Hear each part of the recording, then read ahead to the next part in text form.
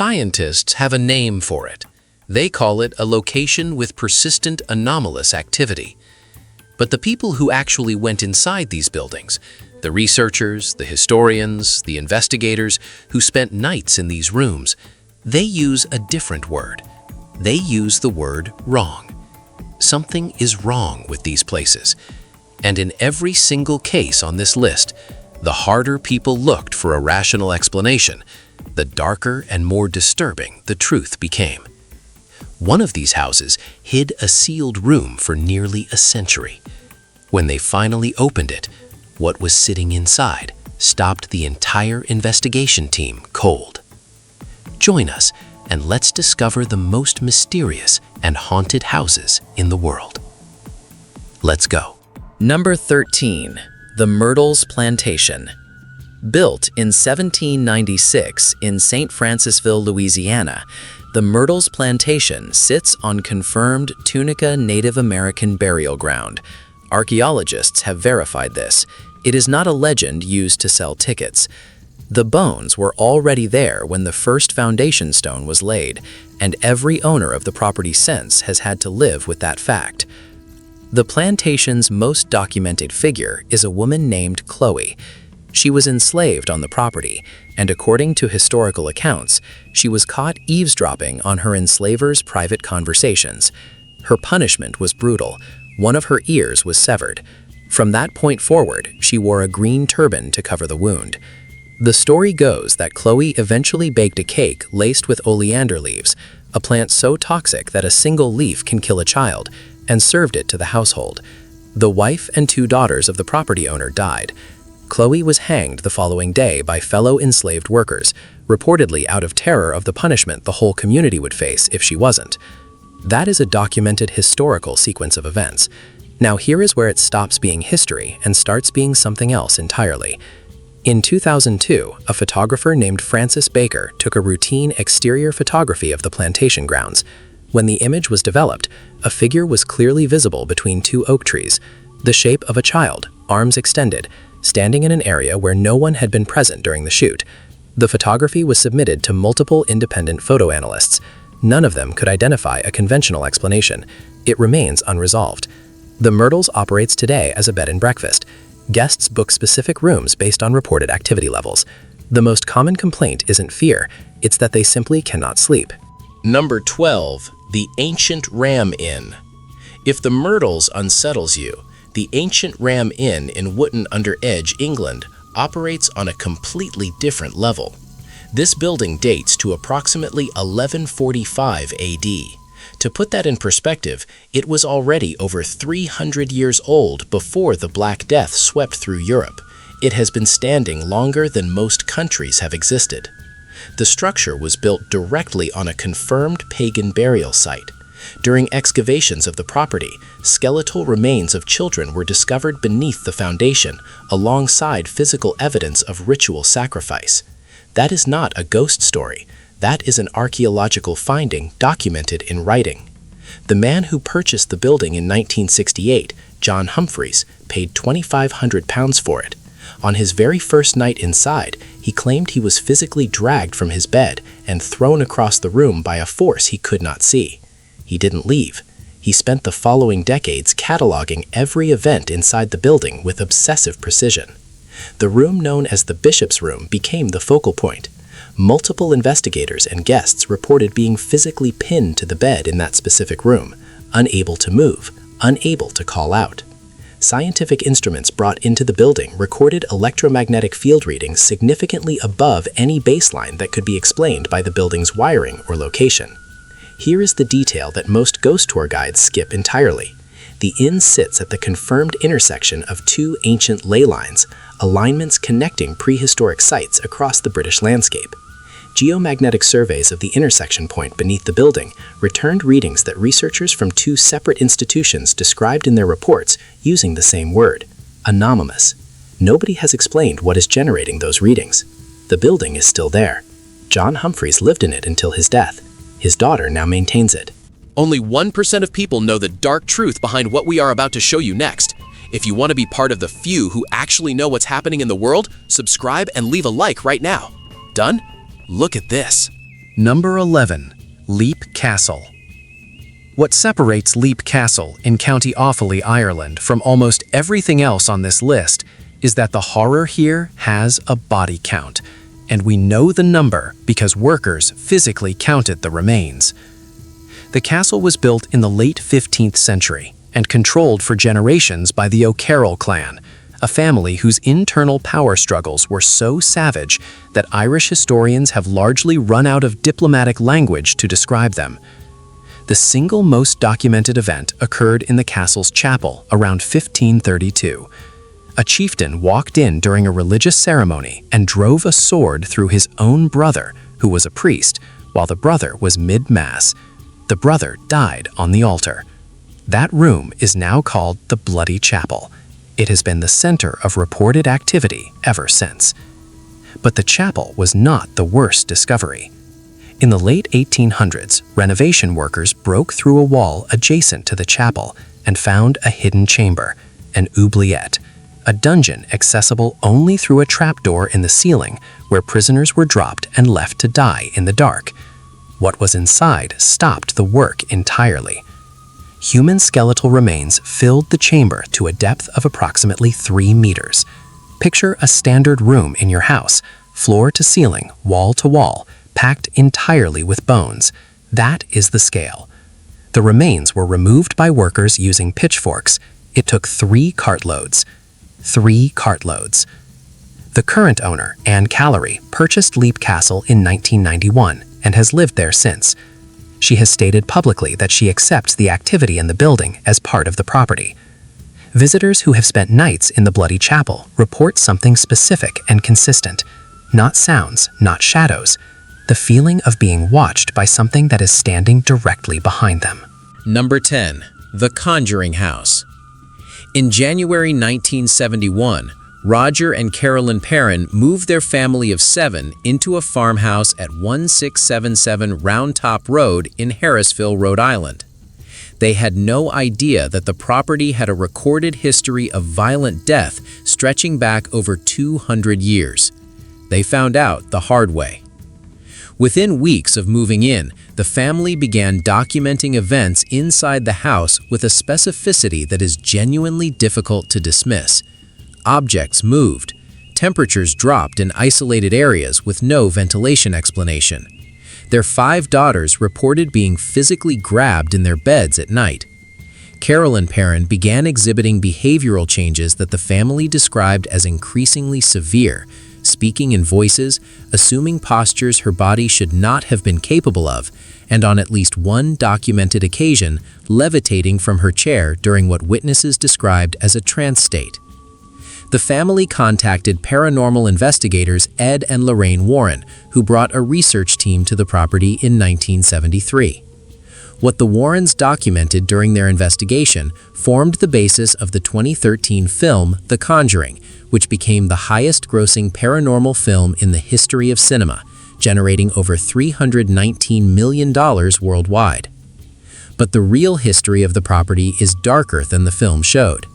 8 members of the Arnold family, the original owners, died on that land across multiple generations. One of them, Bathsheba Sherman, has been identified in historical records as a woman accused by neighbors of practicing occultism and suspected of causing the death of an infant in her care. She died on the property in 1885. The Perrins lived in that house for 9 years. They could not afford to leave sooner.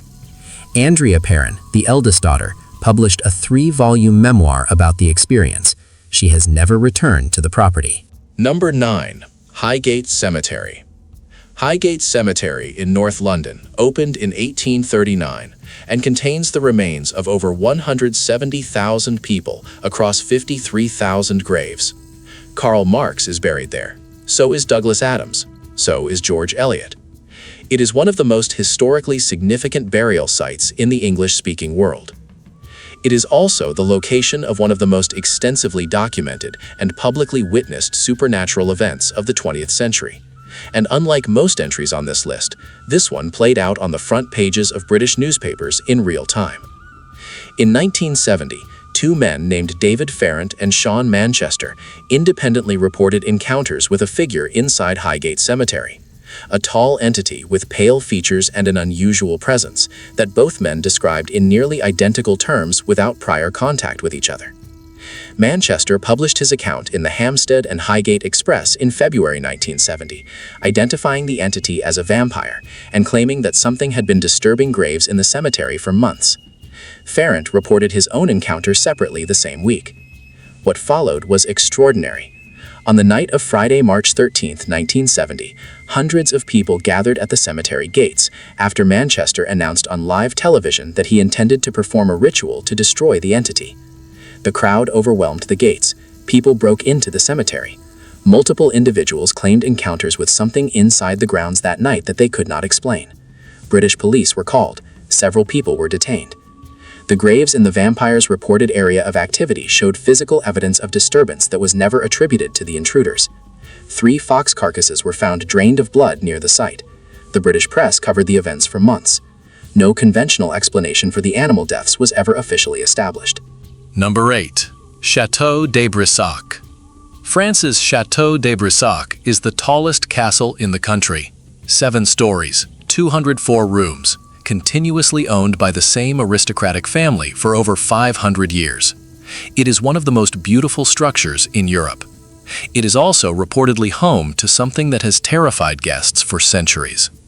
The entity associated with Brissac is called La Dame Verte, the Green Lady. Historical accounts identify her as Charlotte of France, the illegitimate daughter of King Charles VII, who was murdered inside the castle by her husband after he discovered her with a lover. Her body, according to accounts that have circulated within the family since the 15th century, was concealed within the castle's walls. She appears most frequently in the tower room. Multiple guests who have stayed at the chateau, it operates as a luxury hotel, have reported the same experience independently. A woman in a green dress, completely solid, completely human in appearance, walking through the room.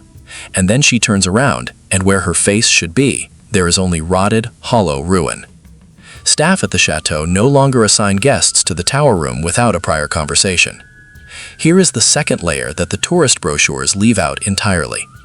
During major restoration work in the 19th century, workers removing sections of an interior wall in the castle discovered a sealed cavity. Inside that cavity was a set of human remains. They were never publicly identified. The remains were removed, the cavity was resealed, and the restoration continued. The family has never formally commented on whose bones were found inside their walls. The Green Lady's reported appearance has not changed since the discovery. Number 7. The LaLaurie Mansion. Right now, before we go further, drop a comment and tell us which of these houses disturbs you the most so far.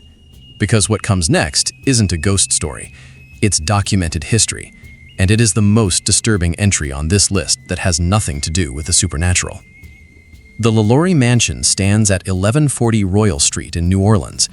Delphine LaLaurie entertained the city's most prominent citizens in this building between 1831 and 1834, while systematically torturing the enslaved people held in the upper floors. What happened in this house is not legend. It is documented in contemporary New Orleans newspaper accounts from April 1834. The descriptions are so extreme that historians have classified the LaLaurie case as among the most severe documented instances of sustained abuse in American antebellum records. The discovery happened because of a fire. When flames broke out in the kitchen in April of 1834, neighbors rushed in to help. They found the source immediately. Enslaved people had been chained to the stove. They had started the fire themselves. They preferred the risk of burning alive to continue to endure what was happening to them on the floors above. What rescuers found upstairs stopped them in the doorway. LaLaurie fled to France before she could face any legal consequence. That same evening, a mob of thousands descended on the mansion and tore through it. The building was gutted. And then, because this is New Orleans, it was rebuilt, sold, and repurposed. It has been a school, a saloon, an apartment building. Actor Nicolas Cage purchased it in 2007. He sold it shortly afterward and has never publicly explained why. Every owner since 1834 has documented events inside this building that they could not explain. The house still stands. Someone lives in it right now. You cannot visit Poveglia Island.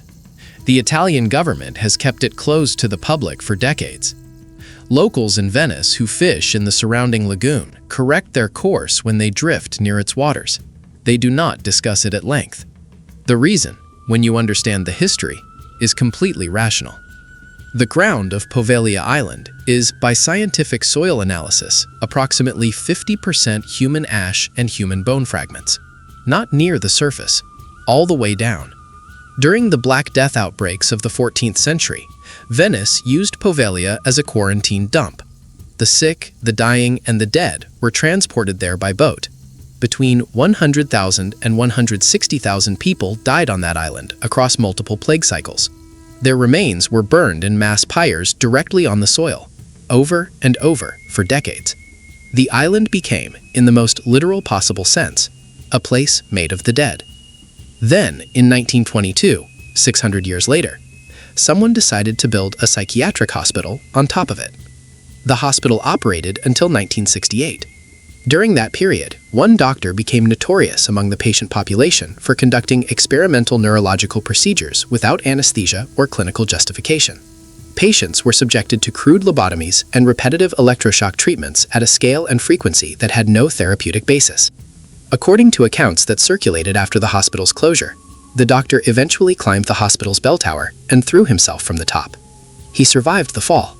And then, according to witnesses present, something at the base of the tower finished what the fall had started. No official explanation for his death was ever formally recorded. The bell tower still stands on a closed island that no one is permitted to visit. Researchers who have been granted temporary access report hearing the bell ring. There is no bell. There has not been one for over 50 years. The Tower of London has been a palace, a prison, an armory, and an execution ground across 950 consecutive years of occupation. More documented violent deaths have occurred within its walls than in almost any other single structure on Earth. When you process that volume of history, the reports that continue to emerge from the building stop feeling surprising. They start feeling like arithmetic. Anne Boleyn, the second wife of King Henry VIII, beheaded at the tower in 1536, is the most frequently reported apparition in the building's long history. She has been described by multiple yeoman warders, the tower's official guards, as appearing headless near the Chapel Royal of St. Peter ad Vincula, where her remains are interred beneath the floor. In 1864, a guard named Edmund Lentil Swift documented in writing that a figure in white appeared before him on the battlements and walked directly through a solid wall. His written account still exists. But the most viscerally disturbing event in the tower's documented record occurred in 1816. A soldier stationed near the Jewel House encountered what he described as a massive cylindrical figure emerging from a barrel in the room he was guarding. He charged it with his bayonet. The weapon passed completely through the shape without resistance. He collapsed immediately. He died 2 days later. Here is what most retellings of this story omit. The event was not reported by the soldier himself. He was found on the floor of the Jewel House by the officer who came to relieve him.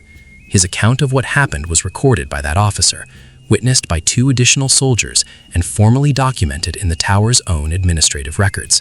The file is still held in the Royal Archives. A soldier died in a secure government building after encountering something in a locked room, and the British government wrote it down and kept the document. That file has never been reclassified. Number 4. The Amityville House. On the night of November 13, 1974, Ronald DeFeo Jr. moved through his family home at 112 Ocean Avenue in Amityville, New York, and shot 6 members of his own family, his parents, his 2 brothers, his 2 sisters. All of them were found face down in their beds. None of them had moved.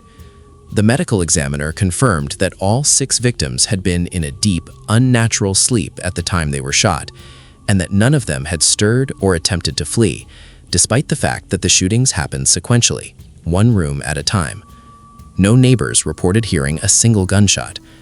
DeFeo was convicted of all 6 murders. During his trial and in subsequent interviews over the following decades, he offered multiple contradictory accounts of what happened that night, including a claim that voices inside the house had instructed him to kill his family. He died in prison in 2021, and he never provided a version of events that explained the silence.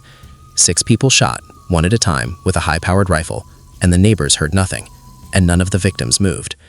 13 months later, George and Kathy Lutz moved in with their 3 children. They lasted 28 days. They left in January 1976, abandoning most of their possessions. Their account, moving objects, localized cold spots, their daughter's invisible companion who gave her specific information she had no way of knowing, became the Amityville Horror. The Amityville account has been disputed extensively, but here is what has never been disputed. 6 people were murdered in that house, in complete silence. The building still stands at 112 Ocean Avenue. It has been renovated and renumbered. People slow down when they drive past it. And the question that the medical examiner's report raised in 1974, why didn't any of them move, has never been answered. Number 3. The Stanley Hotel. In the autumn of 1974, a writer named Stephen King checked into room 217 of the Stanley Hotel in Estes Park, Colorado. He and his wife were the only guests in the building. The hotel was closing for the season the following morning. That night, King had a nightmare so complete, so structurally detailed, that he woke up at 3 a.m., went to the bathroom, lit a cigarette, and by the time he finished it, had the entire architecture of what would become The Shining fully formed in his head. He has said this publicly. The nightmare happened in that room, in that building, on that specific night. That is interesting. What the Stanley Hotel was doing before Stephen King arrived is genuinely disturbing. The hotel was built in 1909 by F.O. Stanley, the inventor of the Stanley Steamer automobile, who came to Colorado in 1903 after a tuberculosis diagnosis. The mountain air cured him. He built the hotel as a gift to the region. He and his wife, Flora, lived in it for years. Flora was an accomplished concert pianist, and her Steinway Grand sat in the ballroom. After Flora died, staff members began reporting the sound of the piano playing in the empty ballroom. The sounds were reported through the 1960s, 1970s, and 1980s. They are still reported today. Here is the layer that makes this genuinely inexplicable. The piano has been examined by acoustic engineers, audio specialists, and structural analysts on multiple occasions. The building's ventilation, its resonance characteristics, its proximity to external vibration sources, all of it has been measured. No mechanical or structural explanation for the sounds has ever been identified. The piano produces music in an empty, locked room, and 4 separate professional investigations across 4 decades have returned the same conclusion. We cannot explain this. Room 217 is booked months in advance. It is the most requested room in the hotel. The most consistent report from guests is not visual. It is the sensation of someone sitting down on the edge of the bed after the lights go out. King has said he would never sleep in that room again. Romania's Hoia Baciu forest sits just outside Cluj-Napoca in the heart of Transylvania. It has been called the Bermuda Triangle of Romania, but that label undersells what is actually happening there and what people actually experience when they go in. The forest has a circular clearing at its geographic center. The clearing is approximately 300 meters across, roughly the size of 3 football fields placed end to end. Nothing grows there, not grass, not weeds, not saplings. The soil has been tested repeatedly by independent laboratories, and every analysis has returned the same finding. There is no chemical, biological, or geological reason for the absence of vegetation. The ground simply refuses to grow anything. It has been doing this for as long as anyone in the region can remember. The trees at the edge of the clearing grow in grotesque spiraling patterns, their trunks bent into shapes that botanists describe as consistent with sustained electromagnetic interference during their growth period. Soil samples from the clearing have returned elevated readings of heavy metals and isotope ratios that do not match the geological profile of the surrounding forest. Something is different about that specific circular patch of ground. Science has confirmed this. Science has not explained it. Here is what happens to people who go inside. Visitors to the clearing report nausea, sudden disorientation, and crushing anxiety that appears and disappears sharply at the clearing's edge, as if crossing a boundary. Electronic equipment fails without explanation. Compasses spin. Cameras produce images with shapes and distortions that were not visible to the photographer during the shoot. In several documented cases, individuals who entered the clearing and sat near its center for extended periods returned with unexplained geometric marks on their skin, patterns burned into the surface without any contact with a heat source. And then there are the people who went in and lost time, not minutes, hours. returning to the forest's edge with no memory of the interval and no explanation for where the time went. Alexandru Sift, the Romanian biologist who first formally documented the forest's anomalies in the 1960s, spent years cataloging these events. He never found an explanation. Researchers are still going back. The clearing is still empty. Nothing grows there. In September 1922, a woman died alone in her bedroom in San Jose, California. Within 7 months, complete strangers had purchased her property, invented a ghost story about her, and opened a tourist operation that would generate millions of dollars for the next 100 years. The woman could not defend herself. She was dead. And the lie was so effective, so deeply embedded into American popular culture, that it took academic researchers until the 21st century to begin systematically dismantling it. The woman's name was Sarah Winchester. Here is what the ghost tours never tell you. Sarah Winchester stood 4 feet 10 inches tall. She spoke 4 languages fluently by the age of 12. She studied mathematics, science, and architecture at an institution affiliated with Yale, at a time when women were not permitted near universities. She was described by people who actually knew her as one of the most financially brilliant and personally generous individuals in late 19th century California. The story you probably know, that she built her house continuously for 38 years to confuse the spirits of people killed by Winchester rifles, guided by a medium who told her she was cursed, is completely fabricated.